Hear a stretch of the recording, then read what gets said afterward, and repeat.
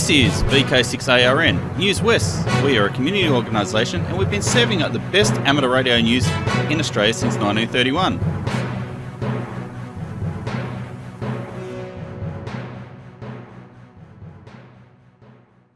Good morning, I'm Clinton, VK6FCRC, and welcome to Newswest. Now let's get started with today's news.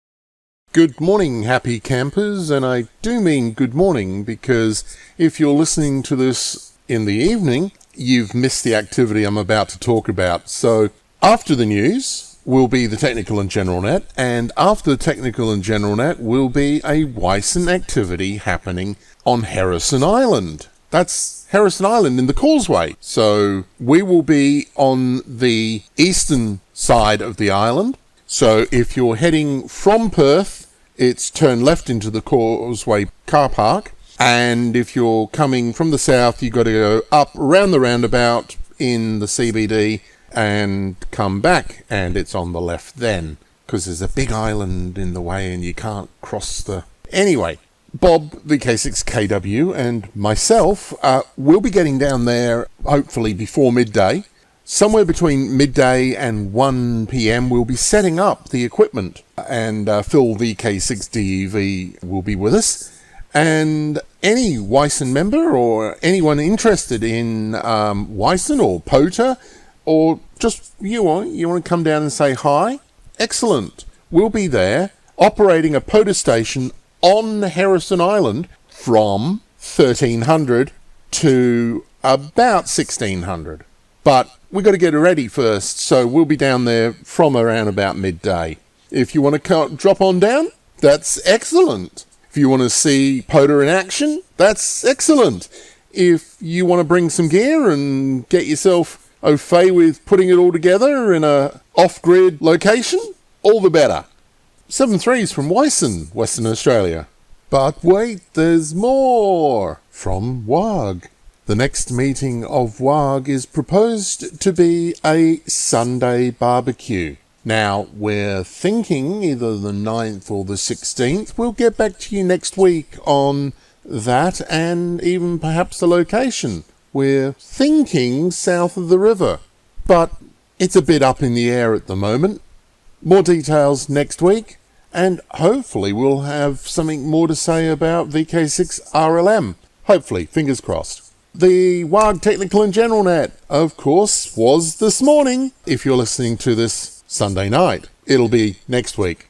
But if you're still listening in the morning, 10:30, Channel 3, 6RLM, 146.750, and yeah, we'll discuss. So, think about it. Where would you like to have a barbecue? As a Sunday daylight WAG meeting. Might also potentially bring up this thought. You might want to bring a folding chair along with you, and if you haven't gone to blah blah warehouse and picked one up recently, check out your folding chair, and if you need to go and get a new one, who knows? After the meeting, you might want to go boating, camping, or even fishing. I'm saying no more. I will just burst out laughing. 7-3s from Mark VK6XLZ. See you next week. Or see you after the net. If you're going to be on Harrison Island with Wyson. You don't have to be a member of Wyson. You don't have to be active in Wyson. You can just come along. Say hi. It's all good. Bye. Hi, I'm Bob VK6POP.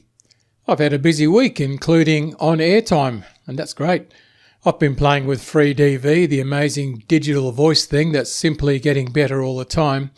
But enough about that, because I'm writing up a review of FreeDV for the November edition of QTC magazine, and you can read all about it then.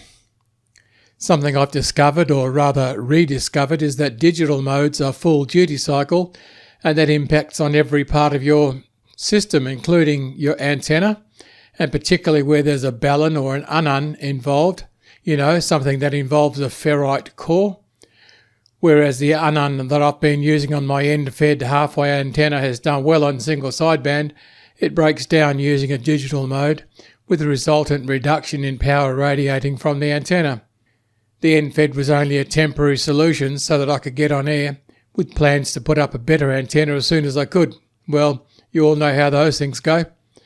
Meanwhile, I'm putting in some work on the next edition of QTC magazine, which reminds me there is space to advertise your club's forthcoming activities. Just send your PDF, half page or full page to info@radioamateurs.org and think of a page as A4 with 25mm margins all around.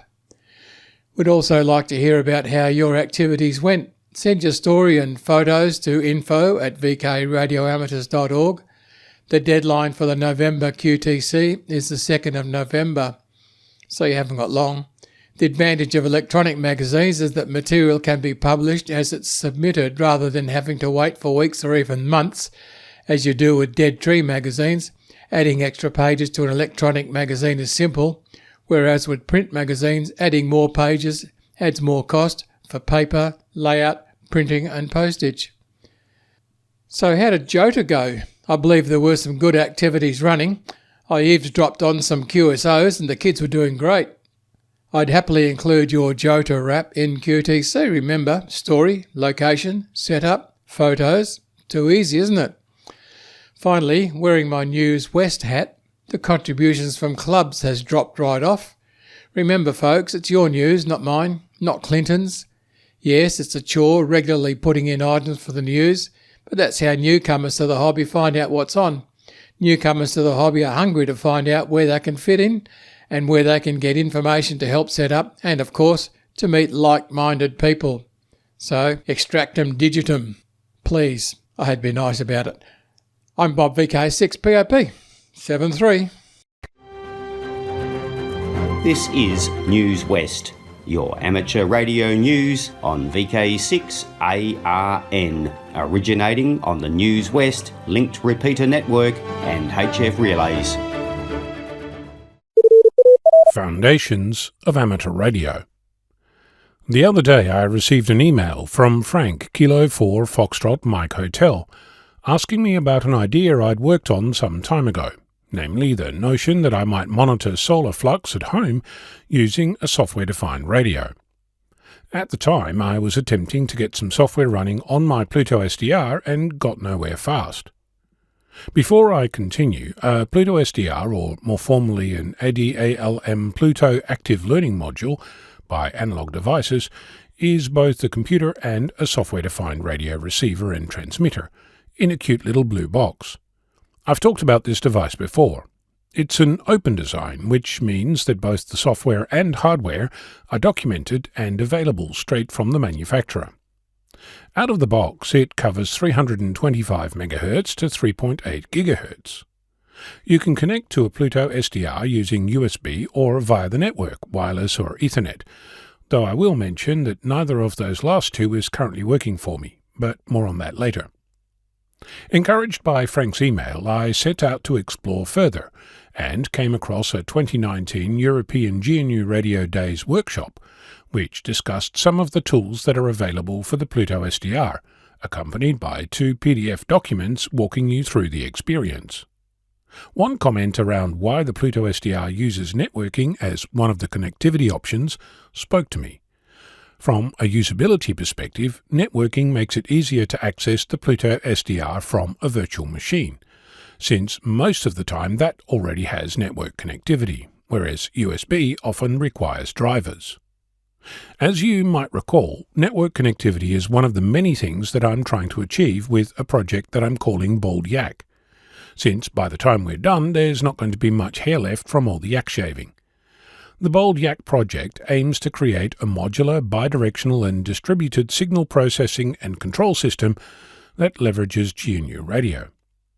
As a result, I set about trying to actually walk myself through those PDF tutorials, and got stuck on the first sentence on the first page, which helpfully states, quote, "The necessary prerequisites have been installed on the local lab machine," end quote. It went on to supply a link to a page with instructions on how to acquire those very same prerequisites. 2 days later, after much trial and error, I can now report that I too have these installed, and because I cannot help myself, I made it into a Docker container and published this on my VK6 FLAB GitHub page. To put it mildly, there's a few moving parts and plenty of gotchas. As an aside, if you think that installing Docker is harder than installing these tools, I have some news for you. Trust me, by a long shot, it's not. Right now, I'm working on writing the documentation that accompanies this project, such that you can actually use it without needing to bang your head against the desk in frustration. Mind you, the documentation part of this is non-trivial. For reasons I don't yet understand, my Pluto does not want to talk to the network directly over either Wi-Fi or Ethernet, and connecting over USB through a virtual machine inside a Docker container is giving me headaches. So right now I'm connected across the network to a Raspberry Pi that's physically connected to the Pluto. As a result, I can now use the tools inside my Docker container connected to the Pluto through the Pi, and if you're curious, IIoD is the tool to make that happen. More documentation. At this point you might well ask, why bother? This is a fair question. Let me see if I can give you an answer that will satisfy. Monitoring solar flux typically occurs at 2.8 GHz, which is outside the range of RTL SDR dongles, which top out at about 1.7 GHz. For the Pluto SDR, however, it's almost perfectly within the standard frequency range. One of the tools that is introduced by the talk is an application called IIO Scope, which, as the name suggests, is an oscilloscope for IIO, or Industrial I/O devices, of which the Pluto SDR is one. As an aside, the accelerometer in your laptop, the battery voltage, the CPU temperatures, fans, and plenty of others are all IIO devices that you can look at with various tools. So, once I finish the tutorials, I suspect that I will understand a little better how some of the various parts of the Pluto SDR hang together, and I can set it up to monitor 2.8 GHz. Of course, that's only step one. The next step is to make a Raspberry Pi record the power levels over time. Better still, record it on the Pluto SDR itself, and see if we can actually notice any change, without requiring anything fancy, like a special antenna, some massive filters, a special mount, and all the other fun and games that no doubt will reveal themselves in good time. It also means that, if I got this right, I have the beginnings of the bits needed to get the Pluto SDR to talk to GNU radio. Why? Because I can, and because Frank asked. Also, yak shaving. I'm Ono, Victor Kilo 6, Foxtrot Lima Alpha Bravo. This is Newswest, your amateur radio news on VK6ARN, originating on the Newswest linked repeater network and HF relays. Good morning, this is Roy, VK6 X-Ray Victor with this week's helpline for the 26th of October 2025. Today I have the following for you from Keith, VK6 Papa Tango. He has for you a GME Tango X-Ray 3420 CB radio, asking $30. There's also a Revex Whiskey 560 power meter, which covers 1.6 through to 625 megahertz. That's $50. And also has an ICOM IC 400 Pro transceiver, $50 for that. And you can contact Keith, VK6 Papa Tango. His email address is Kilo Echo India Tango Hotel Papa Echo Tango Echo Romeo Sierra Oscar November 962@gmail.com. That's Keith Pedersen 962@gmail.com. Next item I have Wandered from Gus. He's looking for a Palstar antenna tuning unit.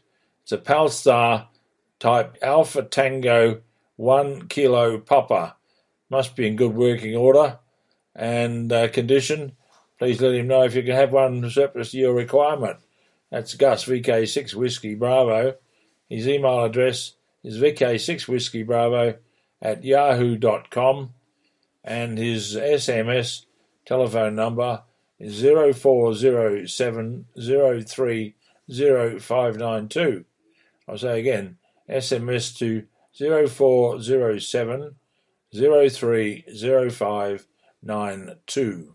And that, my friends, is all I have for you for today. But if you have anything for next week or would like to get in, please give me a call on my email, vk6xrayvictor@bigpond.com. Is the only address you need, and I'll deal with it as it comes in. And thank you once again for listening. This is Roy VK6X-Ray Victor. Cheers. 7-3. A minor error correction to the helpline for today. The RevX Whiskey 560 power meter is 1.6 to 525 megahertz. Hi there, it's Clinton, VK6FCRC, back with you. And did you know that Newswest is now on YouTube? Type in youtube.com/@Newswest weekly podcast --Kilo Zulu 7 Yankee Charlie. Oh, and before I go, I'd like to thank those watching on YouTube or ATV and you for listening. I'd also like to thank our team, the broadcasters, and those submitting content each week. Please stand by now for callbacks after the broadcast. Or head over to the VK6.net website and fill out the forms so we know how many people are listening each week.